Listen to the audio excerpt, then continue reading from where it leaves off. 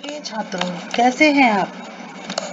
चलिए आज हम पाठ 5 वृक्षा पढ़ते हैं। इस पाठ में अकारण शब्द के प्रथम तथा द्वितीय विभक्ति के रूप का प्रयोग किया गया है। प्रथम विभक्ति का शब्द रूप इसमें आएंगे और इसमें विभक्ति का रूप कर्म पद के लिए प्रयोग में लाया जाता है। तो चलिए आगे हम पढ़ते हैं। पहला श्लोक। अब आपको मैं ये पाठ का अनुवाद करने से पहले आपको बता दूं श्लोक क्या होता है। श्लोक का जो है वो शाब्दिक अर्थ स्तुति करना, ध्वनि, आवाज या कुछ शब्द, इनको जो है वो इनमें श्लोकों को में जो है वो प्रयोग किया जाता है। तो श्लोक क्या हुए? श्लोक है संस्कृत की दो पंक्तियों की रचना जिनके द्वारा किसी प्रकार का कथोकथन किया जाता है, वह श्लोक कहलाता है। श्लोक प्राय छंद के रूप में होते हैं। इनमें गति, यति और लय होती है, अर्थात ये थोड़े गायन में होते हैं, इनको गाया जा सकता है। छंद के रूप में होने कारण इन्हें आसानी से हम याद कर सकते हैं। प्राचीन काल में ज्ञान को लिपिबद्ध करने की प्रथा नहीं थी, मतलब कि लिखने की कोई प्रथा नहीं थी, पहले लिख नहीं पाते थे, तो इसमें श्लोकों के द्वारा बच्चों को याद करवाया जाता था। तो अब आपको श्लोक का अर्थ समझ आ गया होगा। चलिए स्टार्ट करते हैं। पहला है वने वने निवसन्तो वृक्षाः, वनम वनम रचयन्ति वृक्षाः, अर्थात इसमें क्या है? वनम वने वने, प्रत्येक वन में, निवसन्तो रहते हैं, क्या रहते हैं? वृक्ष रहते हैं। इसका क्या मतलब है कि जो वन है, वनों का निर्माण जो है वो किससे होता है? वृक्षों से होता है। वन में बहुत सारे वृक्ष होते हैं, एक वृक्ष नहीं होता है, बहुत सारे वृक्ष होते हैं। और प्रत्येक वन जो है वो पेड़ ही बनाते हैं, मतलब इसका कहना क्या मतलब है कि जो पेड़ हैं उनके द्वारा ही वनों की रचना होती है, अर्थात वृक्षों के समूह, वृक्ष काफी सारे होते हैं, बहुत सारे होते हैं, उनके समूह से जंगल का निर्माण होता है। तो इस पाठ में वृक्षों के महत्व को बताया गया है कि वृक्ष हमारे लिए कितने आवश्यक हैं, कितने जरूरी हैं, और वृक्ष जो है वो इनकी महत्वता के बारे में बताया गया है। चलिए आगे नेक्स्ट पढ़ते हैं। शाखा दोला सीना विहगा ते किमपि कुजन्ति वृक्षः। शाखा दोला सीना, ये देखिए इसके अंदर 3 शब्द हैं, शाखा, दोला और सीना। इसका मतलब क्या है? शाखा मतलब क्या होता है? पेड़ की टहनी। दोला जो हमने एक पिछले लेसन में पढ़ा था, झूला। सीना मीन्स कि टहनियों पर, मतलब यह है कि जो टहनी रूपी झूले पर जो पक्षी हैं वो झूला झूलते हैं। ते किमपि कुंजन्ति वृक्षः, और जो है पेड़ भी इनके द्वारा कुछ कूंजते हैं। ते किमपि कुंजन्ति वृक्षः, मतलब पेड़ भी कूजते हैं, अर्थात इसका कहने का मतलब यह है कि जो शाखा रूपी, टहनी रूपी झूले हैं उन पर पक्षी जो है वो झूला झूल रहे हैं, जिसकी वजह से वृक्ष भी खुश हैं। वह भी ऐसा लग रहा है कि वो भी खुश होकर कुछ बोल रहे हैं, कू कर रहे हैं, कूज रहे हैं कुछ।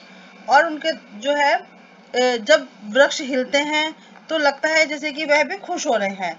तो कहने का मतलब ये है कि पेड़ों की टहनी पर बैठे हुए पक्षी जो है वो करलव करते हैं, कूजते हैं। इसी प्रकार पेड़ भी हमें ऐसा लगता है कि जैसे कि वह खुश हो रहे हैं। चलिए नेक्स्ट पढ़ते हैं, आपको समझ आ गया होगा। तीसरा पढ़ते हैं। पिबन्ति पवनम जलम संततम, मतलब पिबंती पीते हैं, पवनम पवनम मीन्स हवा वायु, जलम पानी, सन्नततम मतलब प्राचीन काल से, निरंतर। ठीक है, तो इसके बाद है साधु जना, साधु लोग जो अच्छे सज्जन पुरुष होते हैं, इव सर्वे वृक्षा, जो वृक्ष जो है वो सज्जन लोगों की तरह हैं। तो इस श्लोक का जो क्या कहते हैं अर्थ क्या निकला कि पेड़ जो है वो हमेशा क्या पीते हैं, हवा और पानी। वो क्या लेते हैं, सिर्फ हवा और पानी लेते हैं और वो कुछ नहीं लेते हैं हमसे, और बदले में वो हमें क्या देते हैं, बहुत कुछ देते हैं। हमारा पूरा जीवन जो है वो वृक्षों के ऊपर ही निर्भर है। वृक्ष हमें ऑक्सीजन देते हैं, शुद्ध वायु देते हैं, हमें फल देते हैं, सब्जियां देते हैं, अन्न देते हैं, लेकिन वो बदले में कुछ नहीं लेते, केवल क्या लेते हैं, हवा और पानी। इसी तरीके से जो साधु सज्जन पुरुष होते हैं, सज्जन लोग होते हैं, वो भी हमसे कुछ नहीं लेते और वह भी सदा जो है वो परोपकार करते रहते हैं। अर्थात कहने का मतलब क्या हुआ, जिस प्रकार अच्छे लोग अपना सारा काम निरंतर और सही समय पर करते हैं, उसी प्रकार वन के वृक्ष भी अच्छे हैं, वह भी परोपकार करते हैं और वो केवल जो है हमारे प्रकृति से केवल हवा और पानी लेते हैं और कुछ नहीं लेते, और बदले में हमें इतना कुछ देते हैं कि हम वृक्षों के बिना अपने जीवन की कल्पना भी नहीं कर सकते। तो अब नेक्स्ट पढ़ते हैं। अगला है स्पर्शन्ति पादे पातालम च नभः शीर्षसु वहन्ति वृक्षा। इसके मतलब क्या है, स्पर्शन्ति, स्पर्शन्ति मीन्स छूना, पादे पैर, पाताले पाताल। ठीक है, तो इसमें क्या है कि जो वृक्ष रूपी, वृक्ष की जो जड़ है वो क्या है, उनके पैर हैं। तो वो क्या है कि वो जमीन के अंदर होते हैं, ये तो आप लोगों को सबको पता होगा कि जड़ें जो है वो मिट्टी के अंदर, पृथ्वी के अंदर होती है। तो कहने का मतलब ये है कि जो वृक्ष के जो पैर हैं, वृक्ष के पैर रूपी जड़ें वो पाताल को, पाताल में जो है वो उनको स्पर्श करती हैं, और नभ है शीर्षसु वहंती वृक्षा, और ऐसा लगता है, नभ मीन्स आकाश और शीर्षसु मीन्स सर पर। वो क्या कह रहे हैं कि और ऐसा लगता है कि मानो वृक्ष जो है वो अपने सर पर आकाश को ढोते हैं, अपने सर पर आकाश को रखे हुए हैं। तो कहने का क्या मतलब है कि जो पेड़ों की जड़ घने और लंबे हैं और इन मजबूत पेड़ों की लंबाई भी बहुत है, तो ऐसा लगता है कि मानो वृक्ष जो है वो अपने सर पर नभ को जो है वो ढो रहा है। इसके बाद जो है नेक्स्ट पढ़ेंगे, पयो दर्पणे स्वप्रतिबिंबम कौतुकेन स्पर्शन्ति वृक्षा। पयो दर्पणे, पयो दर्पणे मीन्स अपनी जल रूपी आईना, पयो दर्पणे मीन्स जल रूपी आईना, स्वप्रतिबिंबम अपना बिंब देखना, अपनी परछाई, कौतुकेन आश्चर्य, पश्यन्ति देखते हैं, वृक्षा। तो इसका क्या मतलब हुआ कि ये जो है पेड़ जो है वो जल रूपी आईने में अपनी छाया को, अपने प्रतिबिंब को जो है वो उत्सुकता से देखते हैं और हैरान होते हैं अपने आप को देखकर। वो अपने आप को देखते हैं कि इस क्या कहते हैं, जो जल है इसमें वो उनकी जब परछाई पड़ती है अपनी प्रतिबिंब को देखकर, वह बहुत खुश होते हैं। तो नेक्स्ट है प्रसार्य स्वछाया संस्तरणाम, अपनी छाया रूपी पेड़ जो है वो अपनी छाया रूपी बिछावन को बिछाकर, स्वछाया संस्तरणम बिछाकर, बिछोने को फैलाकर, कुर्वंती सत्कारम वृक्षा और लोगों का सत्कार करते हैं। अर्थात कहने का मतलब यह है कि जो पेड़ है वो अपनी छाया को बिछाकर लोगों का, पथिकों का सत्कार करते हैं। जिस प्रकार हमारे घर में मेहमान आते हैं, कुछ काफी बड़े बड़े लोग आते हैं, तो हम क्या करते हैं, हम उनके स्वागत में कालीन बिछाते हैं। इसी प्रकार जो पेड़ है वह भी अपनी छाया से लोगों को जो है वो उनका स्वागत करते हैं कहने का मतलब ये है कि जब हम कहीं जा रहे होते हैं, रास्ते में बहुत गर्मी होती है, धूप होती है, तो जो सड़कों पर जो पेड़ लगे हुए होते हैं उनकी छाया के नीचे हम चलते हैं तो हमें जो है शीतलता प्रदान होती है, हमें सुकून मिलता है। तो वृक्ष क्या करते हैं, वो अपना जो है वो छाया बिछाकर लोगों की, पथिकों की जो है वो सत्कार करते हैं। तो वन जो है वो अपनी सुंदर ठंडी छाया से लोगों का सत्कार करते हैं, उनका जो है उनको शीतलता प्रदान करते हैं। तो अब आपको ये लेसन जो है वो समझ आ गया होगा। इस पाठ में जो है वो, इस पाठ के जो रचयिता है डॉक्टर हर्षदेव माधव हैं, ठीक है। तो अब जो है इस पाठ के माध्यम से जो है हमें क्या शिक्षा मिलती है कि जो पेड़ हैं वह हमेशा परोपकार करते हैं, दूसरों की मदद करते हैं, और इसके अंदर कि जो वनों की रक्षा है, जो वनों की रचना जो है वो वनों से ही होती है, और जो वनों में पेड़ हैं उनके ऊपर जो शाखाएं हैं उन पे पक्षी जो है बैठते हैं, उन पे चहचहाते हैं, उन पे झूला झूलते हैं उनकी टहनियों पे, और उनको देखकर वृक्ष भी खुश होते हुए नजर आते हैं। ऐसा लगता है कि वृक्ष बहुत ज्यादा खुश हो रहे हैं।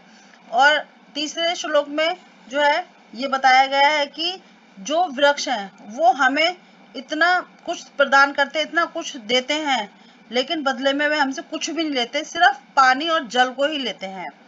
और जो क्या कहते हैं, पेड़ इतने ऊंचे और घने होते हैं और इतने मजबूत होते हैं कि उनकी जो जड़ रूपी पैर है वो पातल को छूती हैं, और ऊंचाई इतनी ज्यादा होती है कि ऐसा लगता है कि उन्होंने अपने सर पर जो है आकाश को ढो रखा है।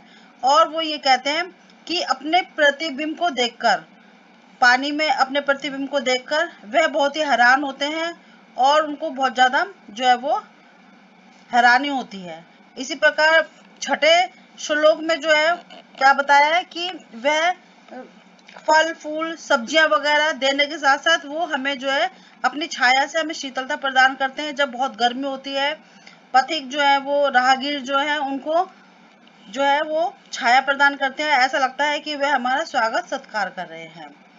तो आशा करती हूँ कि आपको ये जो पाठ जो है वो समझ आ गया होगा, और इसके जो है वो कुछ शब्दार्थ हैं, देखिए।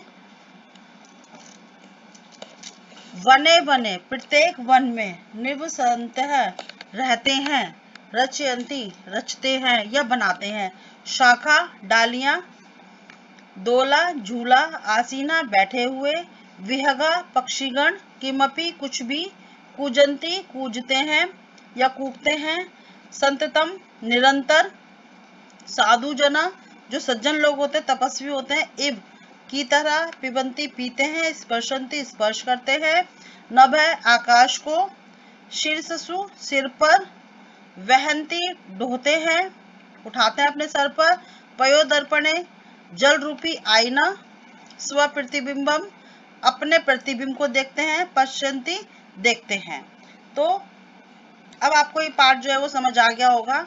अगर आपको कुछ भी डाउट है या कुछ समझ नहीं आता तो आप मुझे कमेंट बॉक्स में लिखकर पूछ सकते हैं। आज के लिए बस इतना ही। अगर आप मेरे चैनल पर नए हैं तो मेरे चैनल को सब्सक्राइब कीजिए, लाइक करें, शेयर करें। Bye bye.